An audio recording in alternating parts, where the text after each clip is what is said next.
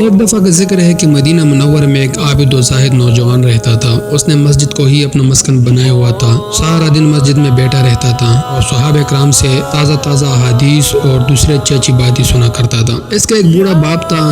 جب یہ نوجوان عشاء کی نماز سے فارغ ہو جاتا تھا تو اپنے بوڑھے باپ کے پاس چلا جاتا تھا، تو راستے میں ایک عورت کا گھر پڑتا تھا اور وہ عورت اس نوجوان پر فریفتہ ہو گئی تھی۔ ایک دن یہ نوجوان حسب معمول وہاں سے گزرا تو وہ عورت اس کو بار بار بہکانے لگی، حتیٰ کہ وہ جوان اس کے پیچھے لگ گیا۔ جب اس کے گھر میں داخل ہونے لگا تو اسے اللہ تعالیٰ کا یہ فرمان یاد آ گیا کہ یقیناً جو لوگ خدا ترس ہے، جب ان کو کوئی خطرہ شیطان کی طرف سے آ جاتا ہے تو وہ یاد میں لگ جاتے ہیں اور یکایک ان کی آنکھیں کھل جاتی ہے۔ تو وہ جب اس کو یہ آیت یاد آ گئی تو وہ فوراً گر کر بے ہوش ہو گیا۔ اسی حالت میں اس کو اس کے والد کے پاس لے جایا گیا۔ نوجوان اسی حالت میں بے ہوش رہا حتیٰ کہ رات کا تہائی حصہ گزر گیا۔ پھر جب اس نوجوان کو ہوش آیا تو اس کے والد نے پوچھا کہ بیٹا کیا ہوا تھا، تو اس نوجوان نے سارا واقعہ اس کو سنا دیا۔ تو والد نے کہا کہ بیٹا آپ نے کون سی آیت پڑھی تھی؟